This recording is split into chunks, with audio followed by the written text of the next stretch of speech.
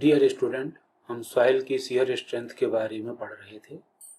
अभी तक हमने 4 लेक्चर में सॉइल की शियर स्ट्रेंथ क्या होती है, सॉइल की शियर स्ट्रेंथ कैसे निकालते हैं, डायरेक्ट शियर टेस्ट, ट्राइएक्सियल टेस्ट, उसके लाभ और हानियां, ये सारी चीजें पढ़ ली।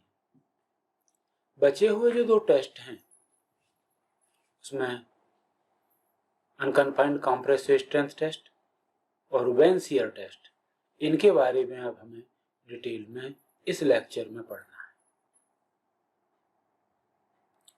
पहले हम पढ़ चुके हैं कि सॉइल की जो शियर स्ट्रेंथ है वो कोहेशन के कारण होती है और इंटरनल फ्रिक्शन के कारण होती है। अगर हमारी सामान्य सॉइल है जिसमें कि कोहेसिव सॉइल और कोहेशनलेस सॉइल का मिक्सचर है, तो उसकी शियर स्ट्रेंथ का जो फेलियर एनवेलप है वो कुछ इस तरह से दिखाई देगा, जिसमें कोहेशन भी होगा और जिसमें इंटरनल फ्रिक्शन वाला पार्ट भी होगा। लेकिन अगर हमारी सॉइल केवल कोहेशनलेस सॉइल है तो इसमें निश्चित तौर पे C का मान 0 हो जाएगा, इसमें C का मान 0 हो जाएगा और हमारा फेलियर एनवेलप ओरिजिन से शुरू होगा। जबकि हमारी कोहेसिव सॉइल में फाई का मान 0 हो जाएगा और हमारा जो फेलियर एनवेलप है वो एक स्ट्रेट लाइन के तौर पे हमें। परीक्षण की विधियों में हमने प्रयोगशाला विधि में बॉक्स शियर टेस्ट, जिसके बारे में विस्तार से पढ़ चुके हैं, ट्राइएक्सियल टेस्ट, उसके बारे में भी विस्तार से पढ़ चुके हैं, अनकन्फाइंड कंप्रेसिव स्ट्रेंथ के बारे में आज हम पढ़ेंगे और साथ ही साथ फील्ड मेथड में हम वेन शियर टेस्ट के बारे में जानेंगे। जैसा कि पहले बताया जा चुका है डायरेक्ट शियर टेस्ट और ट्राइएक्सियल टेस्ट में कि शियर के जो हम टेस्ट करते हैं, C5 के लिए जो हम टेस्ट करते हैं, उनमें सॉइल से अपवाह यानी ड्रेनेज की कंडीशन बहुत महत्वपूर्ण होती है। हम 3 अपवाह की स्थितियों में टेस्ट कर सकते हैं। जो पहली स्थिति हो सकती है वो है अनकंसोलिडेटेड अनड्रेन्ड टेस्ट की, यानी कंसोलिडेशन के समय भी ड्रेनेज नहीं होगा और टेस्ट के टाइम पे भी हम पोर प्रेशर डेसिपेट नहीं होने देंगे, टेस्ट जल्दी कर देंगे और ड्रेनेज नहीं होगा। कंसोलिडेटेड अनड्रेन्ड टेस्ट, हम सॉइल पे नॉर्मल लोड लगा के कंसोलिडेशन होने देंगे, लेकिन टेस्ट के टाइम पे हम पोर प्रेशर डेसिपेट नहीं होने देंगे और ड्रेनेज नहीं होने देंगे। कंसोलिडेटेड ड्रेन्ड टेस्ट, यानी हम कंसोलिडेशन होने देंगे, नॉर्मल स्ट्रेस लगा के उसे पूरी तरह से कंसोलिडेटेड होने देंगे और टेस्ट के टाइम पे हम स्ट्रेसेस इतने धीरे धीरे लगाएंगे कि पोर प्रेशर डेसिपेट होता जाए, समाप्त होता जाए। अगला स्ट्रेस हम तभी अप्लाई करेंगे जबकि पोर प्रेशर 0 हो जाए। इस तरह का टेस्ट कंसोलिडेटेड ड्रेन टेस्ट या स्लो टेस्ट हो जाएगा। तो हम इनके बारे में विस्तार से पहले पढ़ चुके हैं। अनकन्फाइंड कंप्रेसिव स्ट्रेंथ टेस्ट, ये टेस्ट हमारी ट्राइएक्सियल टेस्ट के बहुत ही सिमिलर होता है, लेकिन उससे बहुत सिंपल हो जाता है। ये टेस्ट हम केवल प्योरली कोहेसिव सॉइल के लिए ही कर सकते हैं। इस टेस्ट को हम केवल प्योरली कोहेसिव सॉइल के लिए ही कर सकते हैं, यानी इसमें हम ये मान के चलते हैं कि फाई 0 होगा। इसमें हम ये मान के चलते हैं कि फाई का मान 0 होगा। इसमें एक लोडिंग फ्रेम है, ये लोडिंग फ्रेम है हमारा। एक प्रूविंग रिंग होती है जो कि सॉइल सैंपल पर लगने वाले स्ट्रेस को या उस पर लगने वाले नॉर्मल फोर्स को मेजर करने के लिए होती है। इसमें एक डायल गेज लगा होता है जो कि 0.002 mm तक के रीडिंग को पढ़ सकता है। लोडिंग बार है, यहाँ पे हमारे पास स्पेसिमेन पे हम प्रॉपर लोड लगा सकें उसके लिए हमारे पास सीट्स होती हैं। जिससे कि लोड यूनिफॉर्म लगे। स्पेसिमेन होता है जो कि ट्राइएक्सियल टेस्ट के स्पेसिमेन जैसा ही होता है, लेकिन ये प्योर कोहेसिव सॉइल का होता है। हम 2 strain gauge dial gauge use करेंगे जिनका लीस्ट काउंट 0.01 mm होता है। बेस प्लेट है, पिस्टन और इलेक्ट्रिक एक्यूलेटर है, जिससे कि हमारे पूरे सैंपल धीरे धीरे ऊपर की तरफ आता है। इसे अनकन्फाइंड कंप्रेसिव स्ट्रेंथ टेस्ट इसलिए कहते हैं क्योंकि जो सॉइल सैंपल हम यूज कर रहे हैं इस पे नॉर्मल फोर्स तो वर्क करता है। जो हम सॉइल सैंपल यूज कर रहे हैं इस पे नॉर्मल फोर्स तो वर्क करता है, लेकिन जो कन्फाइनिंग फोर्स था पहले सिग्मा 3 था वो नहीं होता, यानी हमारा सैंपल कन्फाइंड नहीं होता, हमारा सैंपल साइड से बंधा हुआ नहीं होता है। इसलिए इस टेस्ट को अनकन्फाइंड कंप्रेसिव स्ट्रेंथ टेस्ट कहते हैं। ऊपर से जो हमारे सैंपल पे स्ट्रेस लगेंगे वो सिग्मा 1 होंगे। जब हम फेल्योर एनवलप की बात करेंगे तो हमारा फेल्योर एनवलप इस तरह से होगा, सिग्मा 3 इज इक्वल टू 0 होगा और सिग्मा 1 होगा। यहाँ पे अगर हम टाउ की बात करें तो tau is equal to sigma 1 by 2 आ जाएगा। ये काफी महत्वपूर्ण है क्ले सॉइल के लिए। क्ले के लिए ये टेस्ट काफी अच्छा टेस्ट माना जाता है, काफी जल्दी किया जा सकता है और इसमें हमें बहुत सारी चीजें नहीं करनी होती हैं। तो इस तरह का टेस्ट हम अनकन्फाइंड कंप्रेसिव स्ट्रेंथ टेस्ट कहते हैं।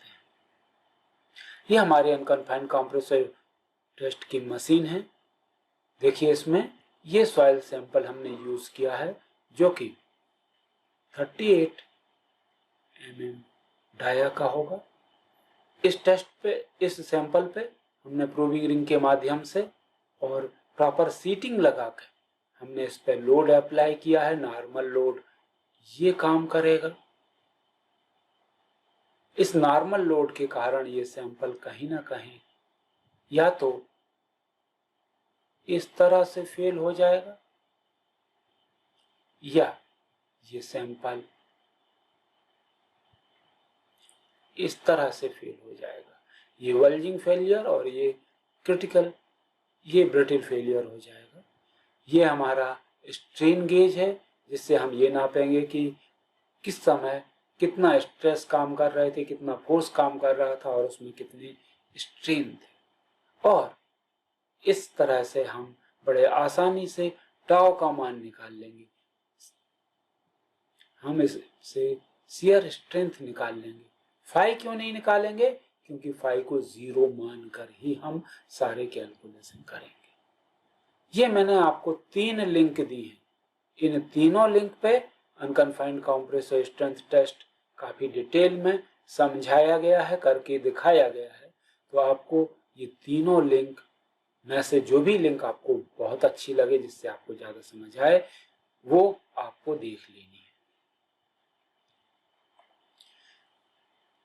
वेन शियर टेस्ट हमारा ऐसा टेस्ट है जिससे हम बहुत जल्दी शियर पैरामीटर निकाल सकते हैं। ये टेस्ट भी केवल कोहेसिव सॉइल के लिए, केवल कोहेसिव सॉइल के लिए ही यूज होता है,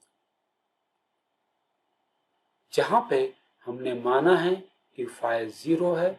हम सैचुरेटेड कोहेसिव सॉइल का सैंपल लेंगे। सैंपल हम फील्ड से अनडिस्टर्ब्ड सैंपल ला सकते हैं।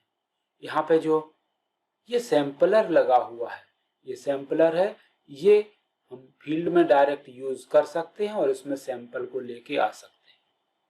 इसमें मुख्य हिस्सा जो हमारा होता है वो वेन होता है। इस तरह के फलक होते हैं जिनका मोटाई 0.5 mm होती है, जिनका टोटल विस्तार 12 mm का होता है। इसमें एक रॉड जो कि 2.5 mm की होती है वो रॉड लगी होती है।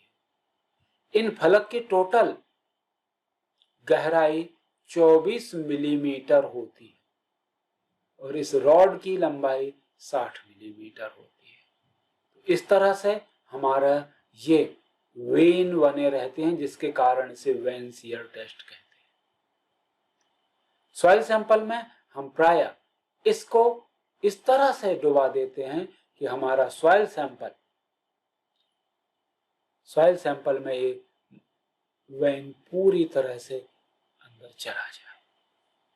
हम इसे इस तरह से यूज करते हैं कि सॉइल सैंपल में ये पूरी तरह से चला जाए। फिर हम इस पे टार्क अप्लाई करते हैं, इस पे मरोड़ अप्लाई करते हैं एक स्प्रिंग की सहायता से। हमारे सॉइल में जितनी शियर स्ट्रेंथ होगी तब तक वो मरोड़ को सहती रहेगी और एक स्थिति ऐसी आएगी कि ये फलक के बीच में की मिट्टी अपने आप टूटते हुए ये फलक घूमने लगेंगे। जब ये घूमने लगते हैं तब हम ये समझ जाते हैं कि अब लगाया गया टार्क या आघूर्ण हमारी शियर स्ट्रेंथ के बराबर हो गया है। उस स्थिति में हम टार्क की रीडिंग पढ़ लेते हैं और इस फार्मूले में हम उपयोग करके शियर स्ट्रेंथ कैलकुलेट कर लेते हैं। टी टार्क है, डी डाया है, सेंटीमीटर में अगर हम बात करें तो 1.2 सेंटीमीटर है, एच 2.4 सेंटीमीटर है, अभी मैं आपको दिखा चुका हूं 2.4 सेंटीमीटर है। अगर ये सारी वैल्यूज इसमें रख दी जाए बहुत ही सिंप्लीफाइड फार्मूला मिल जाएगा, S = 0.158 टी।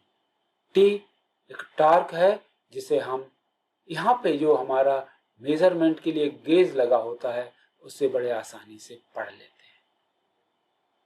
तो इस तरह से हम बहुत ही सरलता पूर्वक सॉइल की शियर स्ट्रेंथ निकाल लेते हैं। इससे हम अनडिस्टर्ब्ड सैंपल की शियर स्ट्रेंथ निकाल सकते हैं। जो सैंपल हम फील्ड से लाए हैं डायरेक्ट उसकी शियर स्ट्रेंथ निकाल सकते हैं, रिमोल्ड करने की जरूरत नहीं होती।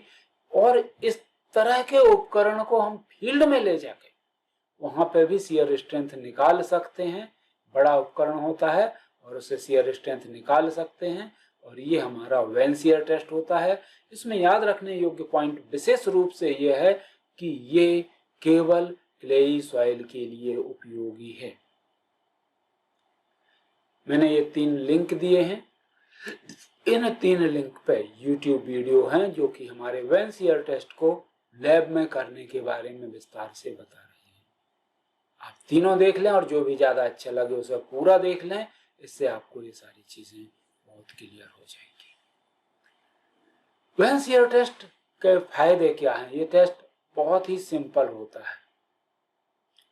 ये इंस्टीट्यूट टेस्ट यानी हम साइट पे ही करना चाहें तो वहां पे अनड्रेन टेस्ट करने के लिए ये आदर्श टेस्ट है, लेकिन इसके लिए हमारी सॉइल क्ले होना चाहिए और सैचुरेटेड क्ले होना चाहिए।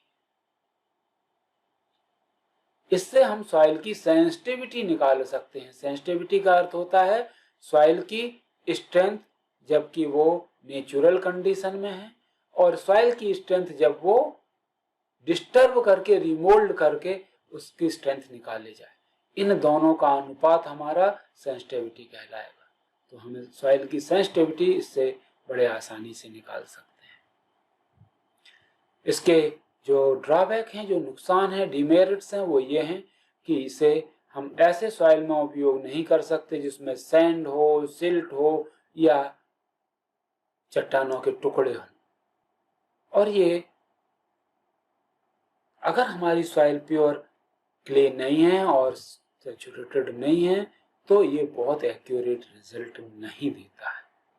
हमारी कोहेसिव सॉइल की जो शियर स्ट्रेंथ है वो किस चीज पे डिपेंड करती है? तो कणों के आकार पे, कणों के आकार के वितरण पे, उसके आपेक्षिक घनत्व पे, रिलेटिव डेंसिटी पे, बल लगने की दर पर यानी रेट ऑफ लोडिंग पे, ठीक है, और वाइब्रेशन या रिपीटेबिलिटी ऑफ लोड पर। ये मुख्य वो बिंदु थे जिन पर हमारे सॉइल की शियर स्ट्रेंथ डिपेंड करती है। Thank you.